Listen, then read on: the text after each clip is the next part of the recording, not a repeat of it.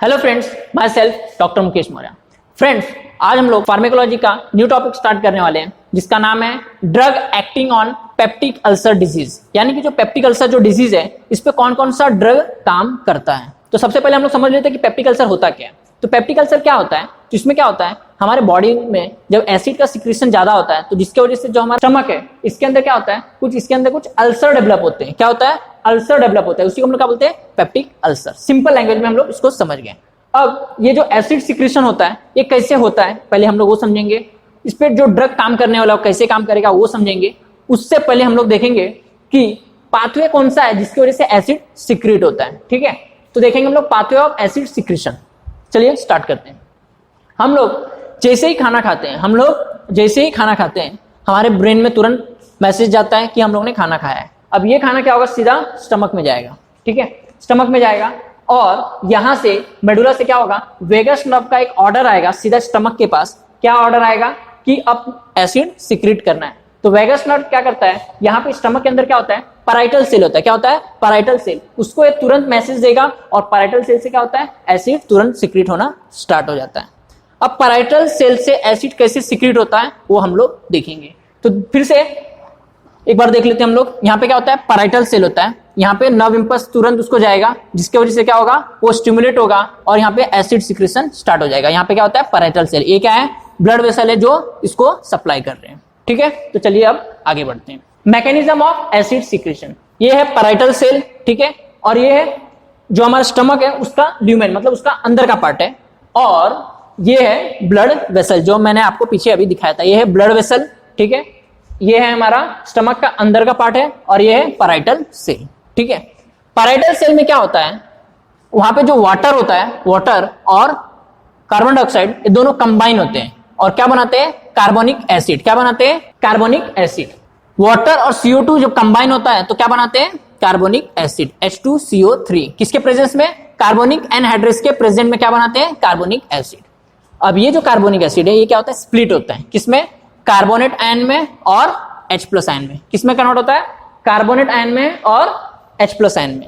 अब ये जो कार्बोनेट आयन है पैराइटल सेल से बाहर भेजा जाता है। कहां से, पैराइटल सेल से बाहर भेजा जाता है ब्लड में। कहां पे, ब्लड में। इसके बदले में क्लोरीन को डायरेक्ट कहां पे भेजा जाता है, GI ट्रैक्ट के ल्यूमेन में। ठीक है, यहां पे जो H+ आयन था ये क्या होता है, यहां से डायरेक्ट बाहर भेजा जाता है। किसकी मदद से, प्रोटॉन पंप। एक पंप है जो क्या करता है, प्रोटॉन को बाहर भेजता है। H+ क्या है, एक प्रोटॉन है, इसको क्या करेगा, बाहर भेजेगा। और इसके बदले में पोटेशियम आयन अंदर आता है और बाहर भेजता है कैसे, ATP की मदद से। ठीक है, अब ये जो H+ बाहर जाएगा, H+ और क्लोरीन कंबाइन होंगे जिसकी वजह से क्या बनेगा, HCl। क्या बनेगा, HCl। ठीक है, तो अब हम लोग इसको अच्छे से समझते हैं। जब ब्रेन से इंपल्स आएगा तो क्या करेगा, वेगस नर्व यहाँ पे आएगा। वेगस नर्व क्या करेगा, तुरंत इसको स्टिमुलेट करेगा जिसकी वजह से मैकेनिज्म स्टार्ट होगा। ठीक है, दूसरा हिस्टामिन और गैस्ट्रिन ये क्या करते हैं, ये इसको स्टिमुलेट करते हैं जिसकी वजह से H+ आयन बाहर भेजा जाता है। ठीक है, तो हमारे पास कुछ ड्रग है जो इसके ऊपर काम करता है। तो ये जो मैकेनिज्म था इसको फेवर कौन करता है, एसिटाइलकोलिन, हिस्टामिन और गैस्ट्रिन। एसिड फॉर्मेशन का जो मैकेनिज्म है इसको फेवर कौन करता है, एसिटाइलकोलिन, हिस्टामिन और गैस्ट्रिन, ये तीनों करते हैं। ठीक है, तो हमारे पास कुछ ऐसे ड्रग हैं, अगर मैं एसिटाइलकोलिन को अगर ब्लॉक कर दूं तो क्या होगा, एसिड बनेगा नहीं। तो इसीलिए हमारे पास कौन सा ड्रग है, एंटीकोलिनर्जिक, यानी कि जो ऐसा ड्रग जो एसिटाइलकोलिन को ब्लॉक कर देगा। इसको अगर ब्लॉक कर देगा तो एसिड बनेगा नहीं बनेगा। दूसरा, अगर मैं हिस्टामिन को ब्लॉक कर दूं तो क्या एसिड बनेगा, नहीं बनेगा। क्यों नहीं बनेगा, क्योंकि इसको फेवर कर रहा है। ठीक है, तो हमारे पास एक और ड्रग का कैटेगरी है जिसका नाम है एंटीहिस्टामिक ड्रग। जिसका नाम क्या है, एंटीहिस्टामिक ड्रग। ठीक है, फिर ये जो यहां से एसिड बाहर निकल रहा है, यहां से जो एसिड बाहर निकल रहा है किसकी मदद से निकल रहा है, इस प्रोटॉन पंप की मदद से निकल रहा है। अगर मैं इसको अगर सप्रेस कर दूं, तो H+ आयन बाहर जाएगा, नहीं जाएगा। अगर H+ आयन बाहर नहीं गया तो Cl से कंबाइन होगा, नहीं होगा। अगर Cl से कंबाइन नहीं होगा तो HCl बनेगा, नहीं बनेगा। तो हमारे पास एक कैटेगरी का और ड्रग है जो क्या करता है, ये जो प्रोटॉन पंप है इसको इनिबिट करता है, जिसको हम लोग क्या बोलते हैं, प्रोटॉन पंप इनिबिटर, जिसको हम लोग क्या बोलते हैं, प्रोटॉन पंप इनिबिटर। तो अब हम सब ड्रग के बारे में समझ गए हैं, अब एक एक करके सब ड्रग को हम लोग पढ़ने वाले हैं, ठीक है। तो चलिए स्टार्ट करें।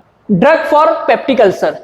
पेप्टिक अल्सर अगर होता है तो उसमें दो टाइप की दवाई काम आती है। सबसे पहला जो गैस्ट्रिक एसिड का सिक्रीशन को कम करता है, जो गैस्ट्रिक एसिड का सिक्रीशन कम करता है, और दूसरा साइड ये है जो गैस्ट्रिक एसिड अगर सिक्रीट हो गया है तो उसको क्या करता है, न्यूट्रलाइज करता है, उसको क्या करता है, न्यूट्रलाइज करता है, ठीक है। तो उसमें दो टाइप का आता है, एक सिस्टेमिक है, एक नॉन सिस्टेमिक है, ये हम लोग अभी आगे देखेंगे, ठीक है। तो सबसे पहले हम लोग देखते हैं जो एसिड का सिक्रीशन कम करता है, तो उसमें क्या आता है, सबसे पहला क्या आता है, एंटीहिस्टामिक ड्रग, जो क्या करता है मैंने बताया था, जो हिस्टामिन को ब्लॉक करता है। तो एंटीहिस्टामिक ड्रग कौन कौन सा है, सिमेटिडिन, रेनिटिडिन, फॉर्मेटिडिन और रॉक्सेटिडिन, ठीक है। तो ये जो ड्रग है ये क्या करते हैं, हिस्टामिन को ब्लॉक करता है, जिसकी वजह से H+ आयन बनता नहीं है, और जिसकी वजह से क्या होता है, H+ आयन बनता नहीं है तो बाहर जाएगा नहीं, जिसकी वजह से एसिड सिक्रीशन कम होगा, ठीक है। फिर दूसरा कैटेगरी है प्रोटॉन पंप इनिबिटर।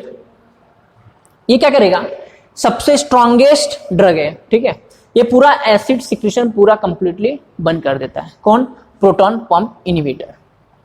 तो ये करता क्या है, जैसा कि मैंने बताया, प्रोटॉन पंप इनिबिटर क्या करता है, जो प्रोटॉन पंप था उसको इनिबिट करता है, ठीक है, जिसकी वजह से H+ आयन बाहर जाता नहीं है, ठीक है। तो प्रोटॉन पंप इनिबिटर में कौन कौन सा ड्रग आता है, ओम्पेराजोल, इसमेप्राजोल, लेंसपेराजोल, पेंटाप्राजोल, रेबिप्राजोल, डेक्सामेथासोन, ठीक है। सब प्राजोल एक जगह पे, डिन बोलेगा तो एंटीहिस्टामिक ड्रग है, ठीक है।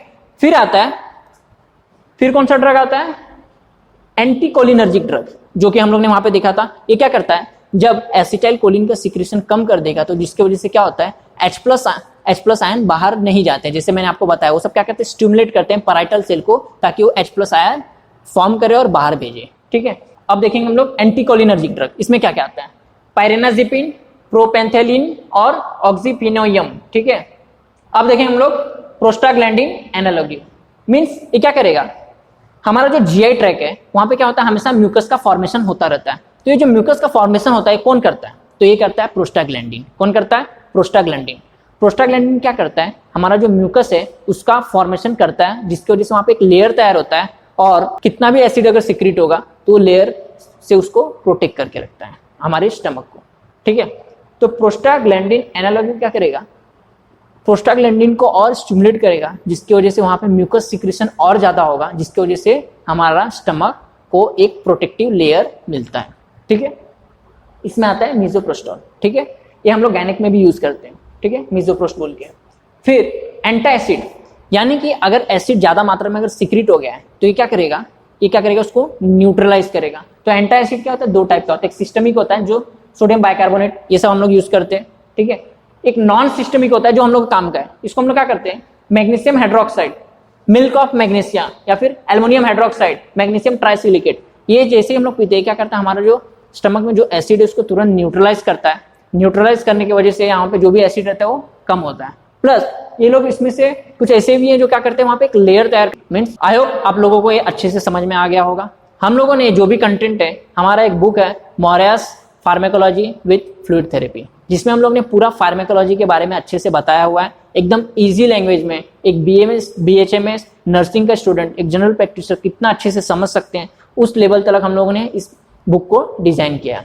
अगर आप ये देख रहे हो ट्री डायग्राम वगैरह सब, ये सब हम लोग ने उस बुक में मेंशन किया हुआ है, एकदम इजी लैंग्वेज में हम लोग ने हर चीज को एक्सप्लेन किया हुआ है।